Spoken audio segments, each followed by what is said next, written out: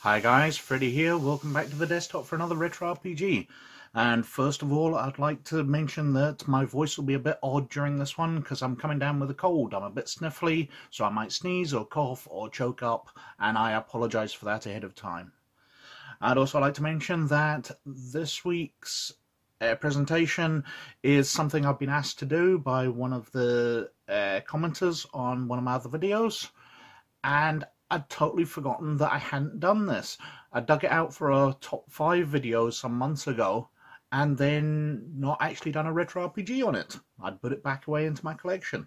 Anyway, here we go. This week I would like to present this, Cyberspace by Iron Crown Enterprises. This is the first edition, which came out in 1989. There was a second edition which came out in 1992, and nothing since then, although obviously you can buy it through like Drive-Thru RPG and through the Iron Crown Enterprises website to this day. Now, this was one of a sort of rush of cyberpunk games which came out around that period. Cyberpunk itself had come out in 1988, so this was obviously following up.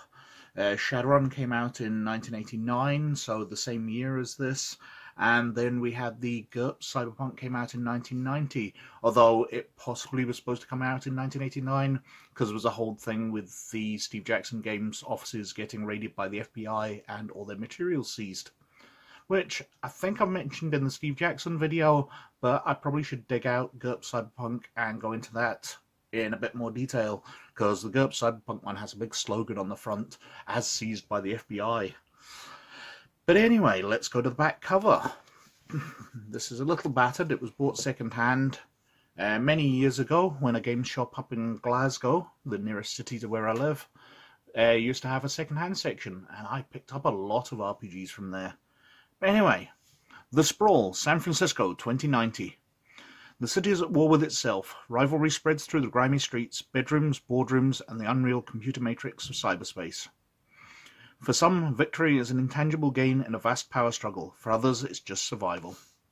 Cyberspace is a complete role-playing game set in the corrupt, dirty, high-tech Earth of 2090, where mega-corporation repression collides with sprawl street warfare. Muscle-grafted punks and jacked-in netheads crawl from the gutters to scrap media stars and cybernetic mercenaries. A conflict beyond the boundaries of good and evil. From the depraved, polluted cities to the surreal beauty of Earth's global computer matrix, this is the world of cyberspace.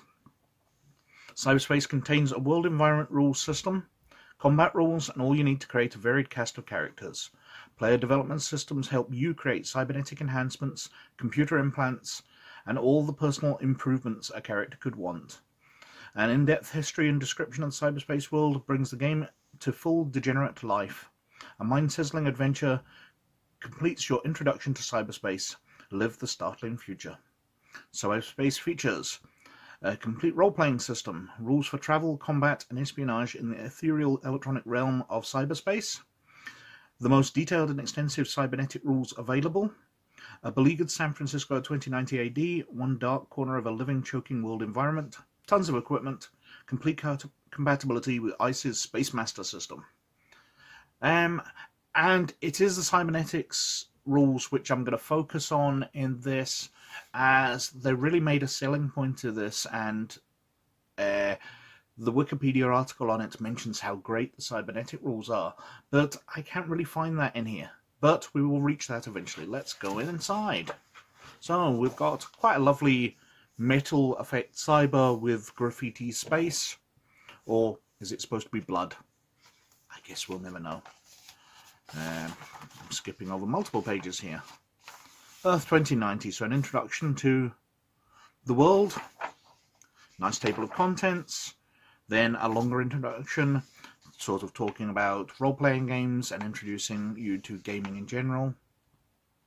So we've got player character generation with mental and physical stats, and we've got a lot of them. Constitution, agility, self-discipline, reasoning, memory, strength, quickness, empathy, intuition, presence, appearance. Each character has a numerical value on the scale of 1 to 100 for each of his stats. So it's a big chunky system with lots of things to roll. The cyberspace system doesn't really have classes as such, although it does mention these professions. But it does seem to be up to you to make your character as you want. So you could call your character a sort of gunman and just not bother with gun skills. But anyway, the professions are sleaze, so somebody who relies on social skills to perform his job. So, the face man. The sneak, stealth character. Killer, any kind of gunman or swordsperson. Net junkie, a hacker or decker in Shadowrun. A jockey, so not only do you handle any vehicles, but you handle any kind of machinery. And we've got tech rats, who are the repair guys. And each one's got similar professions in Spacemaster. We've got the social class, because obviously social class is a massive thing in cyberpunk worlds, whether you're living on the streets or living in opulence in the tops of luxury towers. The system has sort of skills as you're an adolescent, and then you get more professional skills later on to round out your character a bit. We've got starting money and cyberization. Cyberization, eh? They're inventing words. Equipment bonuses, special bonuses, skill descriptions, and we've got lots of skills here, some maneuvering skills, weapon skills. So what have we got? Melee, missile, fire, mounted. General skills, drive, pilot, environs. I'm not going to go through them all. So a few skills, social skills, technical skills, special skills, and secondary skills, which there seem to be far more of than anything else. We've got sort of random generation for character background, which is listed as an optional. Uncommon idiosyncrasies. Rare idiosyncrasies. Let's find one of these. Let's say 40. PC has a gift for rallying an audience. Slight mental instability causes SIRS stat to be doubled. SIRS your cybernetic implant rejection stat or something like that. Basically your essence in Shadowrun or your chance of cyberpsychosis in Cyberpunk. Because that's something Cyberpunk games like to do, is that they balance out how much you can replace of your meaty goodness with metal, which performs far better by saying you go mental because of it. Now, given we have people around nowadays who have replacement valves in their hearts, artificial hips, even people with complete replacement legs, and they don't seem any less human to me. If anything, it makes them dwell on their humanity a bit more, because they've got this weakness and they've had to compensate for it.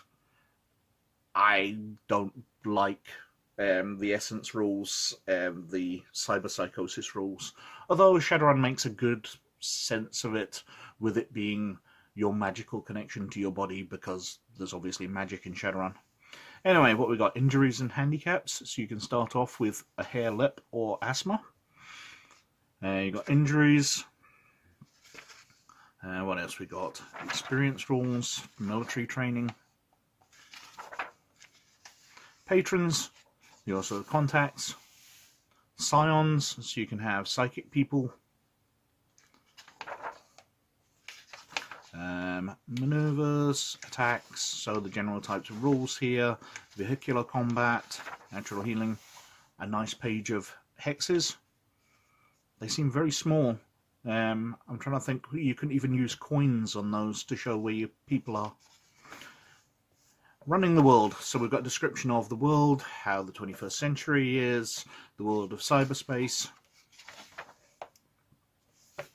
Going back to that last image, the snake makes me think of Blade Runner, but I don't know what's going on with her brassiere. Wilderness preserves, wastelands, space colonies, because it is a bit more high-tech, because it's hooking into Spacemaster, life in the 21st century. It all seems a bit rushed in comparison to Cyberpunk, which spends so much time fleshing out its world, and Shadowrun, which obviously, because it's got massive differences, spends a lot of time fleshing out the world. Cyberspace does seem to rush through it. Because it's a version of Spacemaster, which itself is a version of Rolemaster, the rules are a lot heavier than games that I generally like to play. We've got law enforcement there, different terms, major entities like corporations,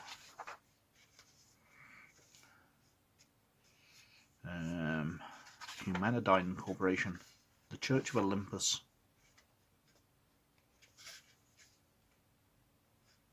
the Chans. Do you think they're anything to do with 4chan? Orbital Habitats. So I've got a lot of background here. I don't want to just sit and read stuff out. There's some NPCs there. I'm trying to flick through to get to the cybertech. The game's based in San Francisco, which is nice. It's not a city I know, but I do know a lot of people from San Francisco. So I definitely have a feel for it, and it'd be nice to run something there. Seattle feels very Shadowrun. Cyberpunk obviously created Night City, which is a totally fictional city, and I never really liked as a setting. I much prefer it being a real place, so I can look up buildings, I can do more research than just the rule books. And we're on to Technology 2090. Now, it talks about the cybernetics being totally customizable and you can create your own, but it is a bit of a list. It's the standard cyberpunk Shadowrun shopping list of equipment. Like most sci-fi or advanced future games, it's very much a shopping game where you're looking at stuff to buy and equip your character. Whereas fantasy games, you tend to find stuff. In future games, you tend to go out and you buy things to customize your character. So everything needs powered. And you can get microcells, you can get photovoltaic cells, and you can get CNS wiring, where basically you wire it into your body and generate power that way. But that kind of doubles the price. So you can get enhancements and operate them by plugging in batteries or by charging up. But the best way is to get them powered from your body so they never run out of power, but you're going to be paying a lot more. So you can get things implanted on the cheap, basically. Shadowrun did that through the beta and Deltaware, where you could pay more and it would have a lesser essence cost. I am talking about a lot of other games here, far more than Cyberspace, but it's very difficult to not compare this to the other games which came out in the same field at the time. Cybernetic Implant Rejection Syndrome, that's what CIRS is. So, you know, it talks about how your character will be affected as you get a higher CIRS number, whether your implants are visible. So we've got the power, then we get sensory systems. So you've got visual systems, auditory systems, directional mic, sound amplifier, etc. Gustatory taste systems, olfactory smell systems, tactile touch systems, thermal temperature systems, special sensory systems like a radar and sonar system. And then we've got somatic systems. And this is how they kind of connect together. So if you get the vocal emulator, you can connect it up to your cybernetic ears to emulate the voice of anybody you hear. Otherwise, you have to plug in a chip which has the programming of their voice. So you can connect these and pay a slightly extra for connecting the systems together, and then you're connecting them up to a power source. And various systems work like this. So chemical analyzer there can connect up to your neuroprocessor and give you bonuses to research.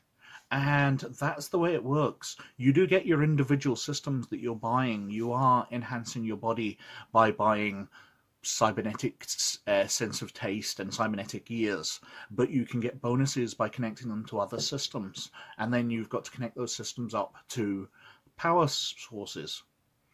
So you're creating this sort of networked system where you get extra bonuses for having two systems and for connecting them together, which is quite an interesting idea and does allow you to take your character down a certain path and enhance them far more.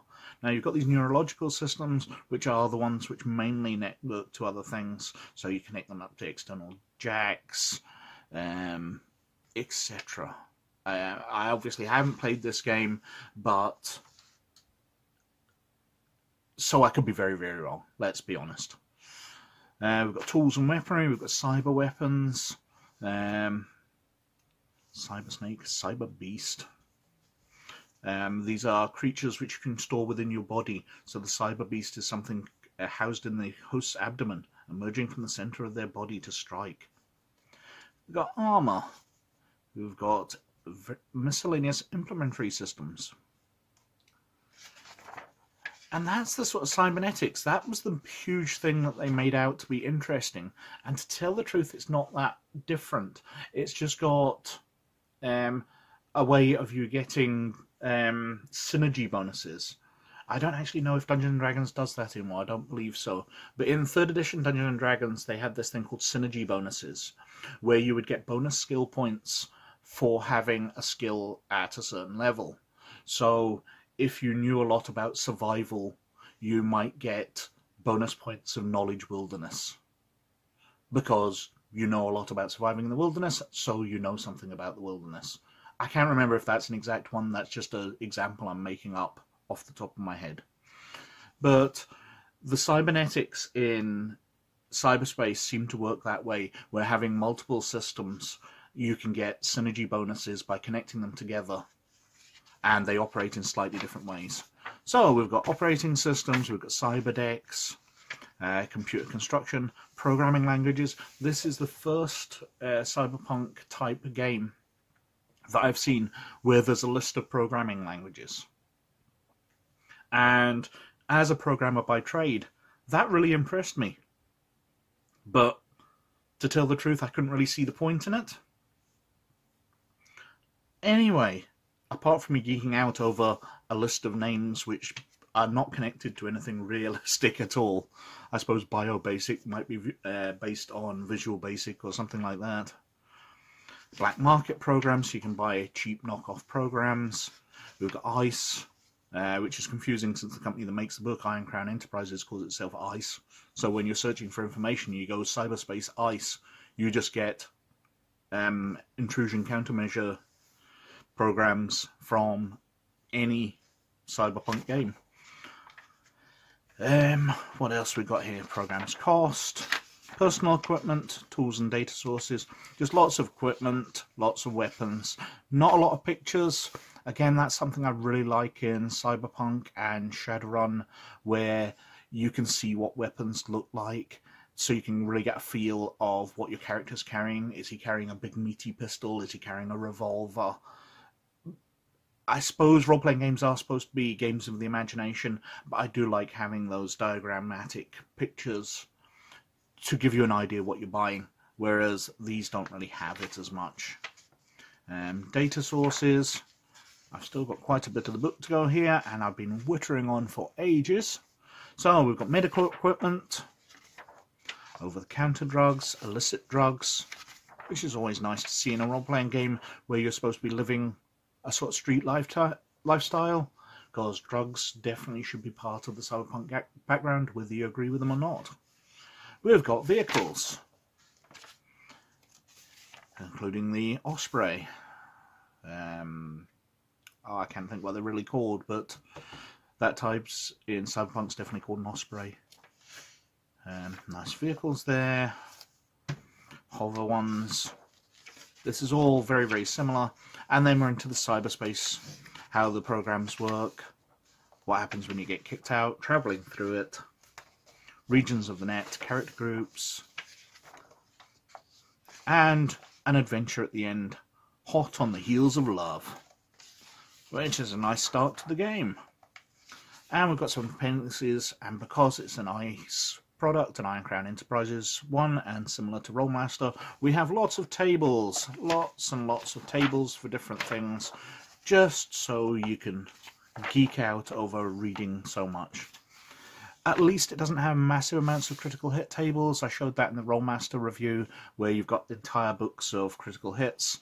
We've just got a few in this one, so critical hits, brawling, vehicle, electricity, heat, impact, slashing, automatic, and puncture wounds. Critical fumbles for melee weapons, firearms, brawling, moving, and vehicles. And prices for software, static actions, and we're on to the index at the end. And that is Cyberspace, one of the horde of cyberpunk style games which came out. It's got its own unique tone and quite an interesting cybernetics system, but it hasn't been updated in coming up to 30 years, so I can't really recommend it too much. But if you're into cyberpunk style games, it's definitely worth picking up and having a read through. It might give you some ideas for customizing your cyberpunk Shadowrun campaigns, or even if you run a near future game set in space, you know, low Earth orbit type campaign, it could give you some interesting ideas. But that's Cyberspace. Thank you very, very much for watching, as usual. Like and subscribe if you like what I'm doing, but most of all, you look after yourselves. And I'll catch you later. Bye now.